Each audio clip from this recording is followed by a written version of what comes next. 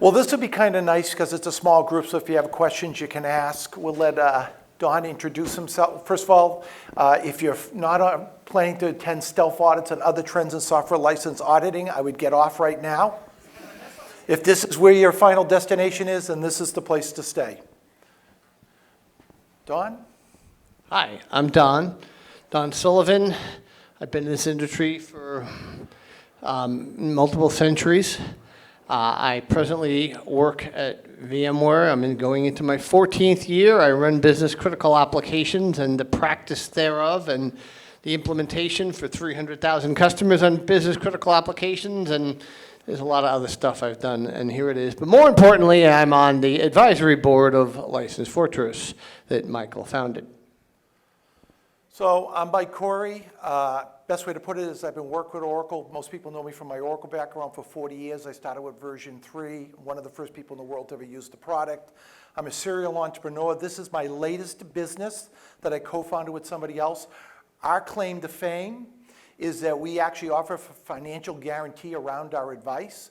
So if we tell you that you're license compliant at the highest end of our Oracle offering, Oracle comes in and disagrees with our version of the truth, we defend it in a court of law, and more importantly, we have a large insurance policy that pays the bill. And we know no other company that, when it comes to software licensing, will put that sort of stake in the ground. I've written lots of books along the way, been very active in the community. I am an Oracle ace today. I'm a VMware V expert. I'm also a past Microsoft MVP. So it was natural for me to gravitate to software license compliance. And so can we just agree with a simple statement? Vendors like Oracle, Microsoft, SAP have a right to be paid for this software. Does that seem reasonable? That. I'm sorry, what? We appreciate that. Right, they have a right to be paid for this software. Okay, so let me ask you, how many attendees feel the company does a good job staying license compliant? Anybody feel they do? Are you either afraid or the most honest group I've ever had? Okay. What percentage of companies do you think we have found to be license compliant in the last decade of helping companies? Any guesses? You're 0. Anybody say 10%? Any 10%? 20%? Do I hear 20? 20? Anybody think more than 20%? That would be a big goose egg. So in the decade we've been helping companies, we've yet to find anybody software license compliant. In fact, we had a company a manufacturer in Northeast Maine. They spent less than $20,000 a year with the vendor. They had $1 million problem. We've had enterprise customers we've helped that have had billion-dollar problems. Now understand that's not really your fault. It's kind of designed that way for you to proceed along in willful and ignorant bliss, because it just works out from a business perspective better that way. And I think Don's dead on. The deck is stacked against you, all right? Licensing rules are complex and difficult to understand. Intentionally. Yeah, I could argue that it's intentional. They don't go out of their way to make it clear what you should do, all right? Third-party patches and vendor patches I've seen cause compliance issues. So how do you feel about downloading that security patch, applying it, and then a year later, them auditing you only to find out that the source of the license compliance was the vendor patch? We've had that happen. That's happened to license management software companies that we know of. Again, inadvertently. Installation procedures, by the order that they do things, can shift the burden to you, the customer. So one of the cute ones is, okay, here's our installation guide. Go install Java. Here's where you get it. Now install our software. Who do you think's responsible for the Java license? You are, because you installed it. They didn't give it to you, right? Legal ambiguity. One of the things we started doing a couple of years ago is baking legal into all our offerings. Why? Because we were getting in front of the vendors and things like the cloud weren't specified in the contract. Subsidiaries weren't specialized in the contract. And the auditors come along and guess what? They're making a big deal out of these things. You know, 15 years ago when I first joined VMware, I came in as, I'm an Oracle certified master, I came in and was recruited specifically to deal with the problem of companies not believing that virtualization, vSphere, a platform of virtualized hardware, was adequate to actually run large applications and databases on. But just as importantly, to deal with the FUD, to state it nicely, of what came from companies like Oracle, but not just Oracle, in regards to not being allowed from a support perspective, which was total BS, and not being allowed from a licensing perspective to actually run those major applications and databases on vSphere. And now, we have 200,000 plus customers that run Oracle and 300,000 plus that run big Microsoft applications on virtualized infrastructure. So we won. By the way, I'm picking on Oracle, but I could just say Microsoft, I could say SAP, I could say IBM, right? Don't require I've made a living out of picking on Oracle, so I'll stick with that. Not requiring a license key. Gee, the vendor could require a license key to prevent you from making the mistake. Anybody ever download Sybase? You know, back in the day, in the 90s, it took like 25 letters to actually install Sybase. Oracle, it takes nothing. I wonder why. Anybody use a third party to manage their software? When they make a mistake, you pay the bill. It doesn't matter who the vendor is. They make a mistake, it's your license, they come after you. And understand there's lots of them. Lots of them. Many of them are spawns of Oracle License Management Service, for example. There are very few that we at VMware actually recommend to use. One of them, of course, is License Fortress, because I was certainly involved with them from a very, very long time. Yeah. And I managed my last company. We had lots of people manage their environments. I could never get them to pay attention to licensing. It's boring. Okay. It's mundane. It's a moving target. All That right? too. Rules change. So one of the things I love, I'm going to pick on Oracle. They had in the contract a link to a website that talks about the process accord table. That's one of the most important tables in terms of how to properly license the software. In 2017, it changed 3 times. Did Anybody you think, copy it every time it changes?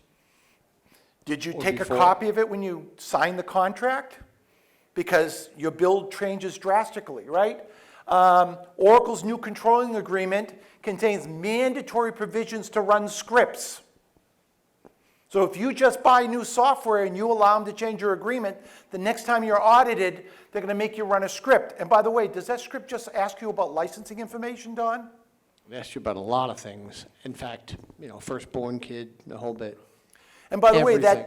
that data then gets shifted over to Romania where it's analyzed. So how do you feel about all your corporate IT information, just from a security perspective, going over to Romania for somebody to analyze it? And it has no coincidence to the fact that I'm going to Romania next week.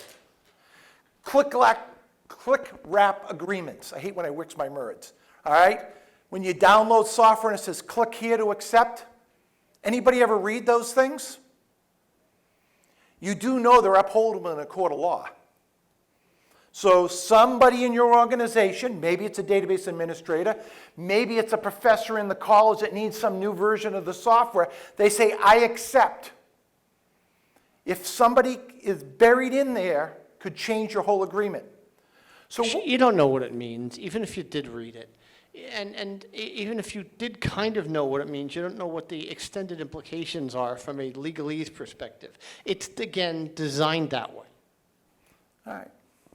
So let's just talk about some suits that happen. Cox Communication, integration of new terms through the click wrap agreement. They went after them for $11 million. Somebody in the organization downloaded the software, said, I accept. A year or 2 later, they're in court over $11 million. Do you think somebody in legal should have said, you should have given us a copy and read it? And keep in mind, that doesn't really mean they owe $11 million. But defending that sometimes is as prohibitive as the number itself. It might be totally absurd, but that doesn't mean you don't have to actually defend it and spend $800 an hour on Boston lawyers, as opposed to Colorado, that are going to be, you know, extremely prohibitive to themselves. Anybody ever heard of Quest Software? I think they're over $1 billion. Gee, they did the same thing. Changed the controlling license agreement through a click to accept. They only wanted $4 million. How gracious of them. All right. They make this up as they go along. Not really, not technically, but might as well be. The other problem is that vendors like to treat policy like it's a contractual obligation. What's your Best favorite? example being Oracle's famous soft partitioning policy, which of course was one of the main subject of contention regarding running any Oracle products on VMware for a better part of a decade plus, from 2009 when I was there, and at least until 2019, where détente ensued when Larry said on stage at Oracle Open World, just before the world fell apart, that VMware and Oracle were now best buds. So I call it Galaxy licensing. If it's in the Galaxy, the vendor expects you to pay for it. So under the partitioning policy, let's say you're running VMware, you have 10 nodes, you run your software on one of those nodes. When they audit you, they're going to say, per the policy, you got to pay for all 10 nodes. We had an Asian company, massive Asian company. Division A ran in node A, Division B ran in node B, Division C ran in node C. When they got audited, the audit said, oh, Division A, you got to pay for B and C. Division B, you got to pay for A and C. Division C, you got to pay for A and B. They want to get paid 9 times for the licenses. Imagine if when you get a passport for the first time in your life, the State Department decides that you have to buy a visa for every country in the world, because someday you might go there. All right? And by the way, there's nothing contractual about it. In fact, the fine print, which is there, if you could read the bottom of the slide, this cannot be incorporated into a license. Into a contract. This is not, right? The disclaimer's right there, but the vendor will hand it to you. For informational purposes only. So then, let's go back on the Wayback Machine. We got this company, anybody remember Sun Microsystems, right? I remember it. This man does, he's from Colorado. Okay, so Oracle decided to buy them in 2009. Chump change. All right, yeah, when you think about it, $9.50 a share, a little over $7 billion. In 2017, Oracle announces to the world, you gotta start paying for Java. But it was free, forever. Nope.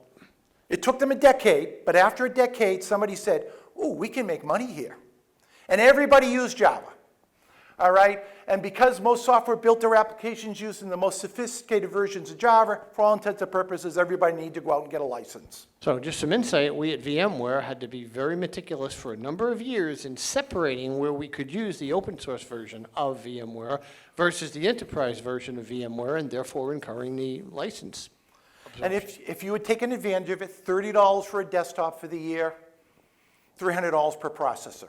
Pretty reasonable. Who did that? We all know they're supposed to be paid fairly for the software, but the reality was most of the world did not get a license. Nobody paid attention. Right? It was a ghost town. It really was. All right. So when a vendor thinks you might be using their software inappropriately, what's your favorite tool of choice? The audit. The software audit. Every vendor has written into their contracts they have a right to audit you for all the right reasons. Anybody notice how much more frequently this is occurring? I Okay? think it's dangerous that the IRS is getting 87,000 new employees. This is even worse here, a lot worse. Why do vendors like the software audit? Well, mandatory running of scripts. Oracle's trying to fix that now. All right? So they run these scripts and they learn a lot about your organization, because most of these scripts from most of the vendors get a lot of information that they do not need for the purposes of the audit.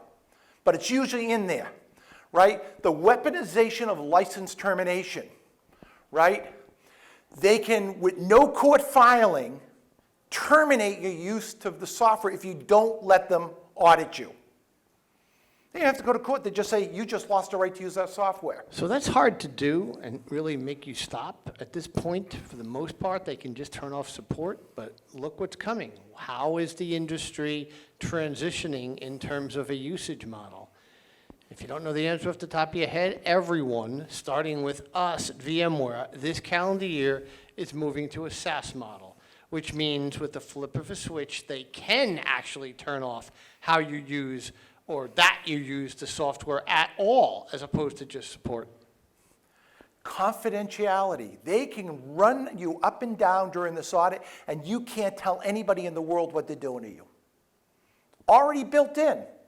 You know, NDA, you can't share it. That's what we have the New York Times for in leaks, I know, but still. And it's outside the court system. Remember patent trolls? Anybody remember patent trolls? That became billions and billions and billions to the point where President Obama had to make an announcement they were going to do something about it. What, you don't know that? We did sessions on it. Right. Patent troll had to buy a patent, and they had to hire lawyers. With all these provisions, they can do all these things outside the court system. Much more efficient model. So what if some scrupulous company bought a big software company and decided maybe to do things like change the click wrap agreement? Because the only thing they cared about was revenue. Think it would ever happen? I think it's happening. I think I gave you 2 examples. Right? And then the other thing I always find interesting is people don't understand in a copyright case, once the owner of the copyright proves they own the copyright, the burden shifts to the customer. Nobody disputes that Oracle owns Java. So now the burden is, do you have a license, and are you using it in terms of the agreement? And then when you look at the audit provision, and by the way, this is everybody, not just Oracle, right? Oracle may audit your use of the programs to ensure the programs are in compliance of the agreement. You agree to cooperate with the audit. You have to cooperate with the audit, right? You have a non-disclosure. My God, we can put a muffle even on him. And let's refer to the non-disclosure as what it really means, non-disparagement. We've heard that terminology recently in the news, haven't we? Right? And within 30 days of written notification, you either pay the bill or you stop using the software. No expensive trial, no expensive lawyer. Here you go. You already agreed to all these things. And then Gartner, they said it best. Vendor-imposed and revenue-motivated audits are increasing for organizations of all size. It's not about software compliance. It's about revenue. The more audits I do, the more money I make. We all knew that, but what we don't really know in general is how this is accelerating. It's accelerating with the biggest companies in the world because their acceleration and growth has actually slowed down. Right. And by the way, I always put sources on the deck. You have the deck where I'm getting this information from. Right. And so Oracle came along. They announced to the world, you got to buy Java. We all agree they have a right to get paid for it. But they had a problem. Java was everywhere. It wasn't easy to do an audit. It was complex. And the audits weren't working. So what do you do if your tool of choice, the software license compliant audit, isn't working? What do you think they do? They ask. They change the rules. It's their bat and ball. It's their game, right? Audits weren't working. They were hard, complex, expensive. They didn't really have tools to do it. Maybe we'll change the rules. So what did they do in January of this year? Right? My bat, my ball. And by the way, this guy is a Yankees fan. We give him special permission to come to the Boston when area. Boston freezes over. Okay, Boston freezes over every day. So when Tucson, Arizona freezes over, I don't think so. So I have to poke fun. That's him in a Yankees hat, Boston Red Sox hat. Does that look like me? I don't think so. Oh, by the way, where is the Yankees in the scoreboard? Oh, they're at the bottom. Yeah, they won this Right, that's afternoon. right. It's still, but Red Sox are finishing in last place this year. Mark it down, I guarantee you. You're only as good as your last job, and the last time I looked, you're at the bottom. Look, I almost got killed at Fenway Park last year because of him, so. And they put me on the main screen laughing at me because I was wearing a Yankee hat. So you have a tool, something called Java. You try to monetize it. You have a choice of how much you charge for the software. You have a choice of how you license it. Remember the EpiPens? What were they, $160? And then they went to, what, $2,000?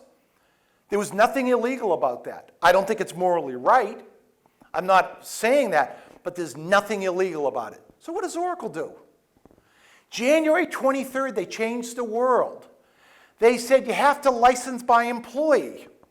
So if you ask Oracle what determines an employee, I find this really interesting. You're full-time, you're part-time, you're temporary employees. What is it? Your agents, your contractors, your outsourcers, Does this your include consultants. the janitors, Mike? Yes, the janitors, if they have job, are in this The operation. office assistants, the hostesses? Right. And so let's Hosts. just see. 3,000 person company, what's that? $1.2 million a year. And by the way, Apparently everybody. when they audit you, they're going to talk about back payments. And they're going to mention if you're a 3,000 person organization to 9,000, $1.2 million a year.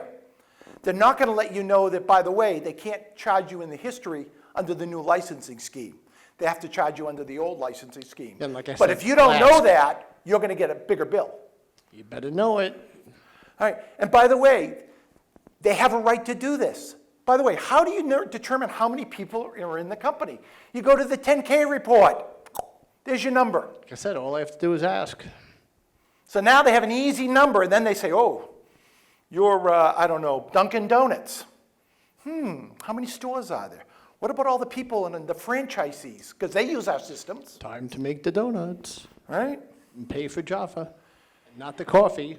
Right, and so they literally are aggressively going after companies right now. They're starting at the top of the list. This is big money for them, right? And then I think Ronald Reagan said it best. The 9 most terrifying words in the English language are, I'm here from the government, I'm here to help you, Don't make fun of Reagan, at least it's a full sentence, all right? right? I'm here from IBM, I'm here to help you. I'm here from Oracle, I'm here to help you. Think about that. So I love this. Oracle has this group called the SIA, the Software Investment Advisory. Oh my God, the marketing people did a great job on this. Doesn't this sound wonderful? Is a team of experts who work with you to maximize the efficiency, Work with you, they're for value, you, and on impact. your side. Right. What we saw was Oracle LMS, License Management Services, they put a job posting out in Europe. I couldn't get a copy of it. They pulled it down. And they talked about the fact that they had a sales quota. LMS is a sales organization. There is no objective reason to think otherwise. Like Mike said, they have a sales quota, they have probability of close, they have revenue aspirations, they have all of the elements of any type of sales organization, which means they are. So how do you like having an IRS auditor who gets paid by the more money they find that you should have paid? Do you think that's in your best interest? Do you think their goal is to, no, Mr. Corey, we want to make sure you pay the proper amount of tax. No, Mr. Corey, we want to make sure you pay every tax I can find possible because I'm going to get a piece of that, right? And so to me, when the vendor says they're here to help you, they're putting a target on your back. And honestly, understand that any of the third-party organizations that have come from LMS, to a large extent, are still connected that way without being directly disparaging, which is, again, why I promote a few from a perspective of VMware and particularly License Fortress. Again, I'm on the board, but it makes total sense. By the way, you know I have the picture of the 2 ducks? One for SIA, software investment, and one for license managed services. Looks like a duck, quacks like a duck, smells like a duck. It's Then a it's duck. a sales organization. So when the vendor starts asking questions, I don't care if it's Microsoft, I don't care if it's IBM, I don't care if it's SAP, they ask these innocent questions. They ask you to fill out spreadsheets. They ask you to share lots of information about your deployments. Don't do it. Or be very careful how you answer those questions. Because the wrong answer is going to get you in trouble. At least with an audit, you know what the game is. And oh, by the way, the audit also has protections for you, the customer. Yes, you have to help them, but it can't interfere with your daily operation of your business. So you're a retail operation, it's 5 weeks before Christmas, and they want to audit you, you can push them off for a little bit. That's reasonable. There are protections. But if you just start answering questions, there is no protection. So we call them stealth audits. And the best analogy is a submarine. Oh, yes, we have 12,000 databases. Oh, yes, and you start answering the questions. And then all of a sudden the submarine comes up and shoots you. That's the best way to think about it. It is an audit. Looks like a duck, smells like a duck, quacks like a duck, starts asking questions. It's an auditor. Here's a cliche, an adaptive cliche I've used before and I'll use again. If you are going to face major league pitching, you better have a major league hitter. What did Gartner say? Revenue-motivated audits. Okay? I'll give you an example. We had a customer, a large healthcare organization. They knew they were out of compliance. They intended to pay the bill. For almost 2 years, they talked to us every day. Can you help us? We said yes. Then one day the vendor got nasty. And they said, we want to engage you. So we said, what's going on? The vendor says we have about $80 million worth of compliancy issues. For $8 million, we'll make it all go away. That's the vendor. We said, well, let's figure out what you really owe. It took us 30 days. We come back and said, you owe $160,000. That's what you owe, according to your contract. Hitting. We ended up settling for about $1 million. They were a very rich organization, and to be honest, they were just happy to make the problem go away, and they immediately signed up for our insurance policy to never deal with it again. But had we not been involved, the vendor was using policy like contractual obligation, and they all do it. Gartner's documented this. So software audit's about revenue, right? Get that message, right? So what are your odds? We go to Vegas a lot. So this organization put out a great survey. They did in the height of COVID because we wanted to understand what was happening because of COVID with software audits, right? And there's a link to get to the survey. And so let's just share some data from the survey. First of all, the sweet spot is 250 to 999 employees. Why do you think that is, Don? Let me make a serious analogy for this. Where does traffic revenue generation systems actually set up? Do they set up in extremely poor areas, extremely rich areas? Well, no, because the poor people really can't pay any tickets, and the rich people have ways to defend themselves. It's the mass in between that both have the resources to pay and don't have the time to actually go and defend themselves. It's the same thing with the great middle number of companies like you all are probably part of in one form or another that are able to pay but aren't really able to devote the resources to defend yourself. That's why the middle here is the most pronounced and prominent source of revenue generation for these types of audits, or any of them. Right, very clear. Small enough, but big enough to pay the bill. But you can't really defend yourself. And then the big organization, well, that's easy. We can find a really big problem. You're gonna have to write a really big check. But they also have big lawyers that are able to drag it out for a very long time and often are willing. So then we said, when was the last time your organization was audited? And I found this really interesting, 40% within a year. Okay. See the frequency increase? This is amazing to me. 20 years ago, this was once every 10 years on a lark, and it was shocking that it would happen.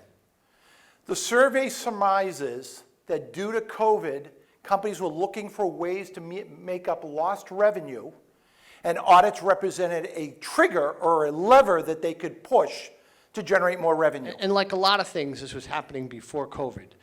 COVID just increased the opportunity to make it happen. And so you have almost a 70% chance every 3 years. We see it roughly 3 to 5 years seems to be the audit cycle, unless there's an audit trigger. Remember, you're not paranoid if they really are out to get you. Audit triggers are things like you acquire another company. We see a high correlation to audits, right? You're exiting an Oracle Unlimited license agreement, high correlation to audits, right? So there are things that the vendors are looking at. We had one customer, a retail operation, I guarantee almost everybody here has used and probably drives by all the time. They got 6 vendor audits in 1 year. Oracle, IBM, Microsoft, it just kept going on and on. So clearly, something was happening that all the vendors were triggering off of. What were the top 3 vendors to audit you? Gee, I wonder. Microsoft's number 1. I expect that to go down, actually. but historically Microsoft does the most. They also outsource it to a lot of third parties, big accounting firms. But like a lot of statistics, this is misleading. Next slide, sir. Oh, and what were the issues that were identified? Unlicensed features. So how many of you, when you audit, when you implement, install, utilize Oracle, understand completely the extremely expensive, very sophisticated features, like obviously real application clusters, but particularly partitioning and some of the advanced security features? They're extremely expensive. And if somebody, a DBA, inadvertently or intentionally installs a partition table, guess what? So it's very common for people to turn on software, especially when you don't have license keys. Easy to make the mistake. No way to stop it, really. Virtualization, that's a direct one about policy versus contractual obligation, right? Did not purchase enough licenses. Did not purchase the right amount of licenses. Oracle standard license is actually quite limiting. That was a shock to me when I got in the business. You mean I bought your most broad license and only to find out it was the most limiting license? We almost went to court over that one. Rogue installations. Oh, Java's ripe for rogue installations, right? Subsidiaries, acquisitions. And so we've got this whole nice list. And then what we did, it was correlated by the vendor. Half the audits dealt with virtualization. So if you were doing some sort of virtualization, guaranteed during the audit, that policy is going to hit you. That's why in the this face. cottage industry exists. And this is, your pain is 100% preventable. Remember, Major League Pitching and Major League Hitting. Right. Unactivated license. Did not purchase another license. 1 out of 3 for Oracle. Right? 1 out of almost 40% for IBM. Right? Wrong license type. You go to a vendor to sell you licenses, and they sell you the wrong type. Whose fault is it? It's your fault. Your license. Vendor comes in and audits you. They don't audit the person that sold you the license. Channel partners, just be careful. Just understand, they're going to go after you. Maybe you have recourse on who you bought the licenses from, right? Geographical restrictions. When you bought the licenses, maybe you're a US-based operation. One day you buy an operation somewhere else in the world. You get audited. Does your contract spell all that out? All right, additional charges by vendor. What I find really interesting here is that about 1/3 of the Oracle audits, almost Microsoft, over $1 million. Understand the point I was making before, that although Microsoft audits more, Oracle generates more revenue, and certainly as a percentage of its overall revenue out of the audits. So then I found this one really interesting. Now, I'm in the business, right? So take it for a sales pitch if you want, right? Did you engage a third party to assist you? And what was really interesting is 66% said no. That's like bringing a knife to a gunfight. We have endless metaphors of this kind. Right? I just remember that scene. It doesn't make any sense. Right? And then when we asked, well, the people who did engage somebody, did it help? 92% of the time. Again, engaging is one thing. Engaging with a partner who will actually be helpful to you is another one. Picking the right management software or audit defense company is everything, especially when it happens. Right? During vendor audit, don't represent yourself. I think it's an absolute mistake. There are lots of quality firms. I think we're the best, right? Take it for what it is, but I'm a founder and I take pride. We do, anybody know what an NPS survey is? Net Promoter Survey. You ask, would you recommend this product or service to a friend? A 9-10 is a plus. A 7-8 is neutral. 1 through 6 is negative. A really good NPS score is a 60. In IT services, the average score last year was about a 40%. We did an 89.2, which is unheard of. So I'm... And as an advisor, but as a founder of the BCA practice at VMware, the real point, the most important point, is the notion that License Fortress was created to productize the idea of license management and license protection and license architecture, as opposed to it just being a service.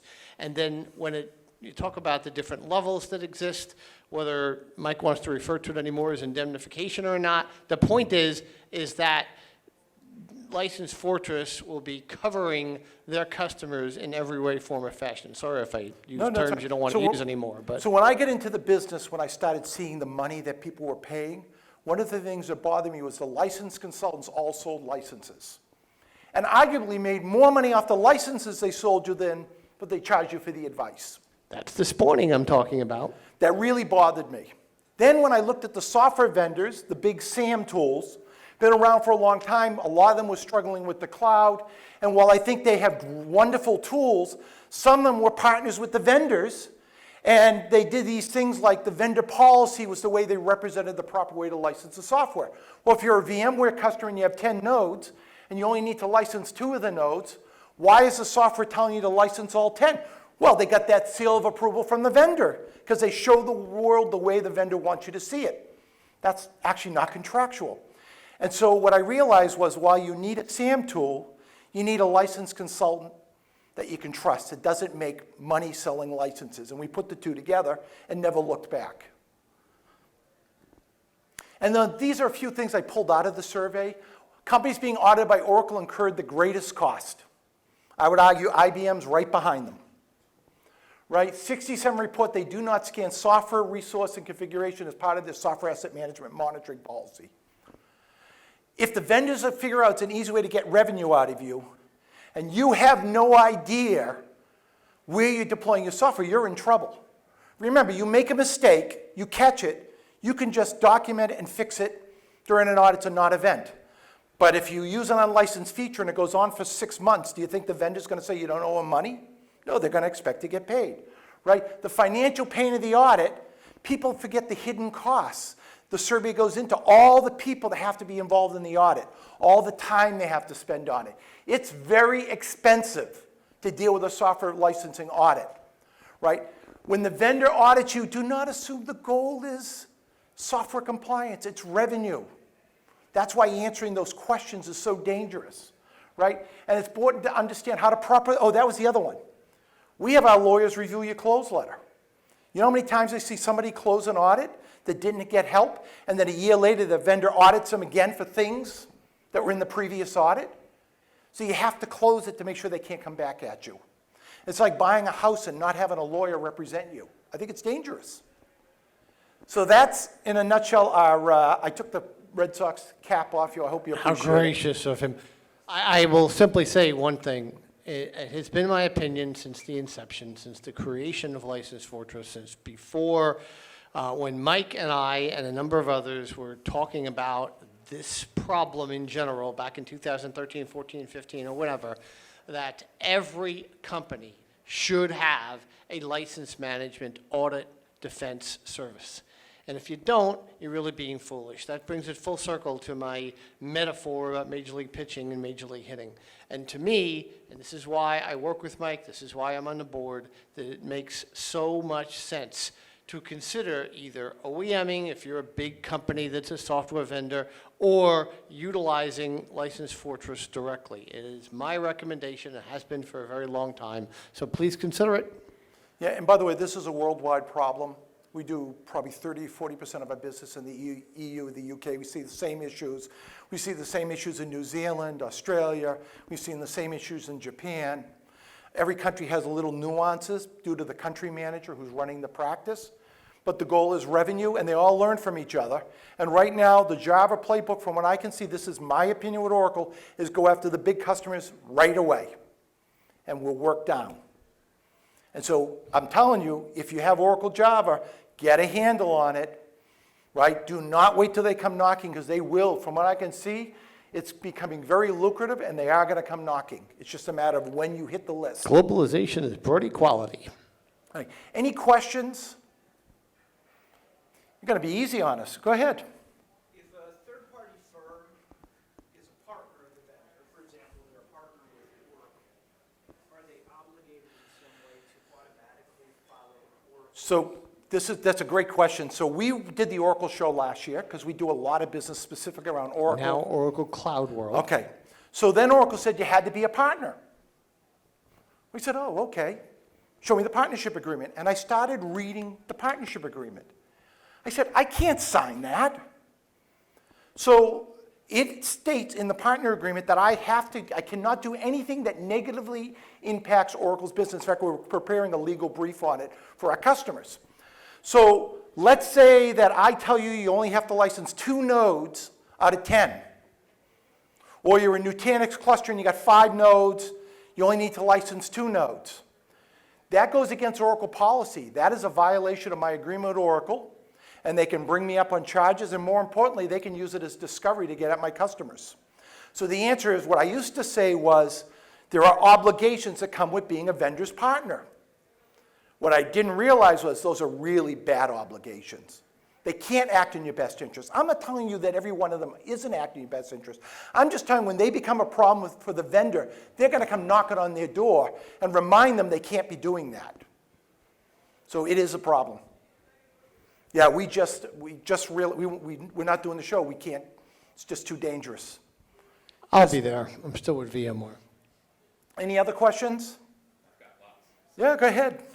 What's your guys' comment or reference on the uptick with Snowflake and Snowflake licensing? I mean, they're SaaS, so do they skip out of this whole thing, or because they track everything you're doing? But I mean, we see the increase, right? I think the question is about Snowflake, and it's a totally different vendor, right? And it's an incredibly high market cap vendor.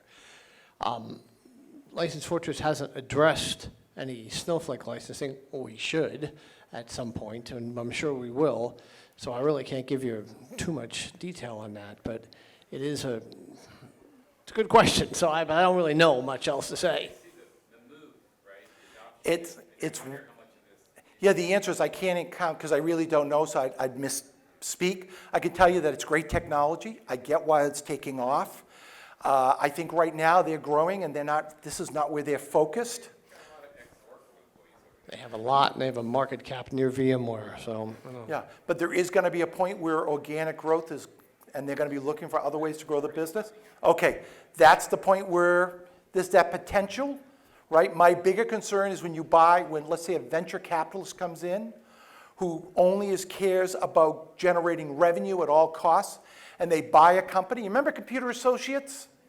Remember how they used to buy companies? And what would they do with the revenue stream for those legacy systems? Double, triple the price. There was nothing you could do about it, right? I worry about a VC, and I think very highly of VC. I'm not, but there are some VC. Can't believe he's bringing up Computer Associates Right? since they were bought by Broadcom, and we're about. Well, I didn't say that. I was trying to be polite to my friend from VMware, who may be Just the turn my cyborg. back so you can kick me. But I do get concerned about a vendor who says, ultimately, somebody always asks me, I coined something called the software licensing troll. And I really pick apart vendors that I think are doing the wrong things. And one of the correlations is they get bought by a VC with short-term mindset. I don't believe that Oracle's a software licensing troll. I do not believe that Microsoft's a software licensing troll. I do not believe IBM, because ultimately they want long-term business. What Oracle's doing with Java right now, I think is bad business.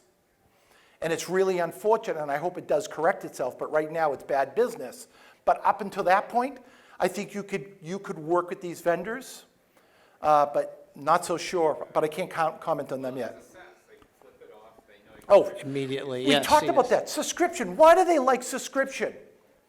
All right, you ever have a subscription where they say, oh, well, we based you on a volume of 1,000, and now you're at 5,000. We missized the deal. And you know that product you were paying $1 million a year for?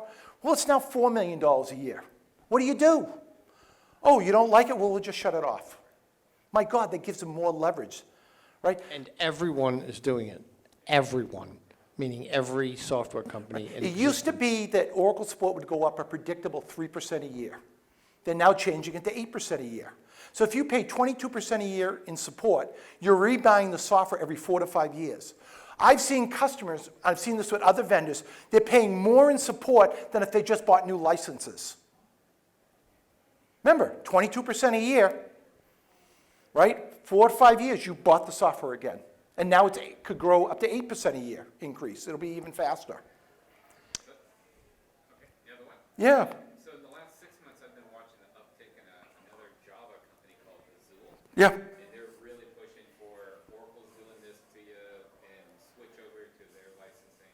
Any comments or thoughts about I think that if you are a software developer right now, I'd be getting in the business of helping people take and move them into an alternate version of Java. Now, easier said than done, right? Because if you're running your business, you got to make sure that it does plug and play. But I think that's a wonderful business, and that's going to have a really strong component for it in the next 3 to 5 years. And we do recommend other Java versions for that reason. They tout performance and security, but it's really a licensing thing. Right. That's what I think. Well, and I think you've got to have a vendor that's going to give you the security patches. Yeah. Yeah, please. So, with the licensing uptick, that was really interesting to see it pick up over COVID, because I hadn't thought about that. I remember pre-COVID, there was a lot of Oracle arm twisting with the threat of audit if you don't upgrade. So I guess when they hit the COVID era, it's like, well, that's not working anymore, so they just went full into audits. I think the question is about COVID and the acceleration of the auditing that went on. As I said, was already accelerating, but like with everything in COVID, there were different revenue streams, and increasing them or finding them became an act of desperation, particularly in June and July of 2020. And this was very, very opportunistic, like SARS-CoV-2 itself. And so that's what happened. They discovered it, just like turning off T&E for traveling for internal expenses. They discovered it, and just like the service of housekeeping in all the hotels in America, they stopped it during COVID, and guess what? They really haven't picked it up again either. So everybody worries about an audit. And by the way, the job here is to avoid the audit if you can, right? So our point is, it's okay to answer questions. Just make sure you understand, or get somebody like us who understands how to answer the question to meet your contractual obligation, yet not trigger an audit. But ultimately, there is a point where it's in your best interest to say, audit me. Because then all the protections of the audit also come into place, right? And I think a better way, Mike, to phrase that, and from a sports perspective, which I always have endless metaphors for, is being prepared for it. The reason License Fortress, or Mike and his team, can state that so emphatically, almost boldly, is bring it on, is because they are ready when they're saying bring it on, and they are. So when Oracle comes into you and they say, we want you to run this script, or IBM comes into you, it depends on what IBM software you have, whether you have to run the script. Well, maybe we should already run the script and know what it's going to show the vendor. Maybe it shows a picture that is reasonable for where you want to conclude the audit.